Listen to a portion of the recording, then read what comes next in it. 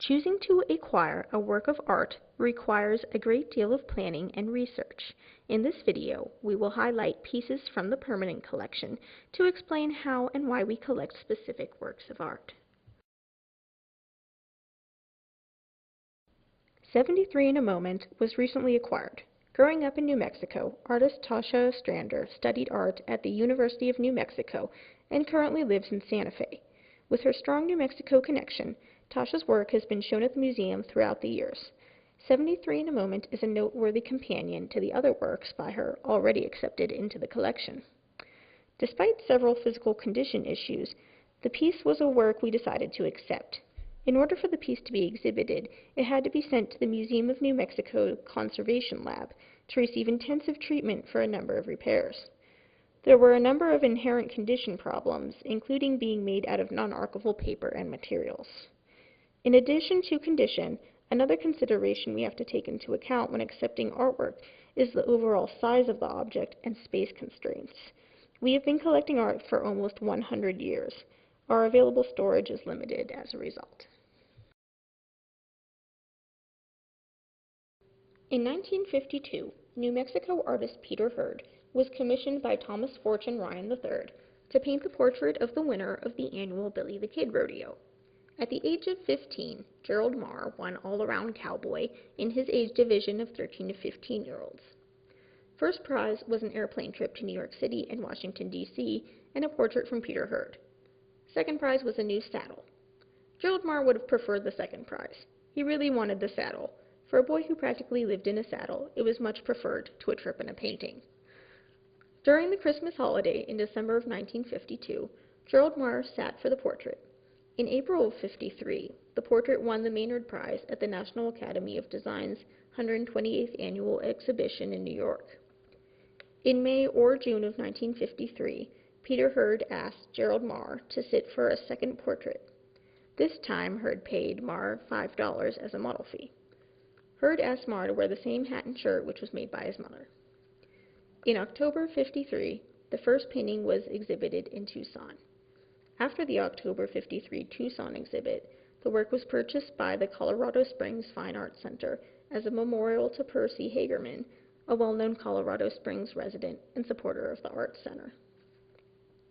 After it was completed in late 1953, the second portrait was given to Thomas Fortune Ryan III to fulfill the commission.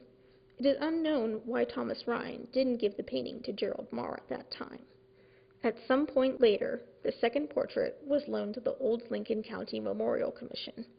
The holdings of the commission transferred to what was then the Museum of New Mexico in the late 1970s, but this painting fell through the cracks and remained on loan. In 1993, the Museum of New Mexico contacted Mr. Ryan regarding the possible donation of the piece to the New Mexico Museum of Art. At that time, Mr. Ryan contacted Gerald Marr, asking if he would like the work. Unfortunately, Mr. Ryan left a message for Marr. It was unclear on the message whether Mr. Ryan was offering to sell or give the work to Marr. By the time Gerald was able to get back to Mr. Ryan, it was too late.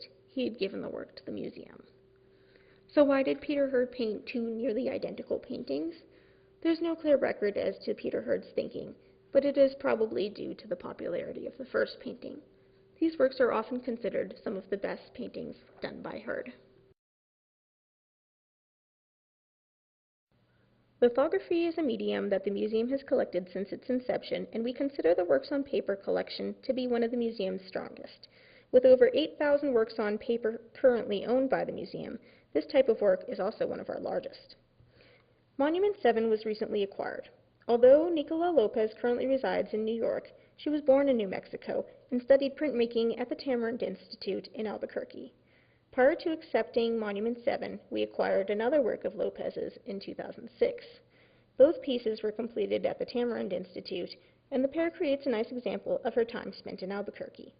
When discussing Monument 7's merits, the curator provided several occasions for which the piece could be exhibited as part of the proposal for the acquisition. Julia's Braid Fish came to us as part of a collection that was donated by Jane Reese Williams. This image complements other works in the permanent collection in both the subject of an artist as the model and the medium of photography. Artist Judith Golden has taught photography at the University of Arizona and currently lives in Albuquerque. This installation is permanently exhibited in a corner niche of the main courtyard. Dwelling for Imaginary Civilization of Little People was created deliberately for the museum as part of the Sniper's Nest exhibition, an exhibit which highlighted the works from the Lucy Lepard collection.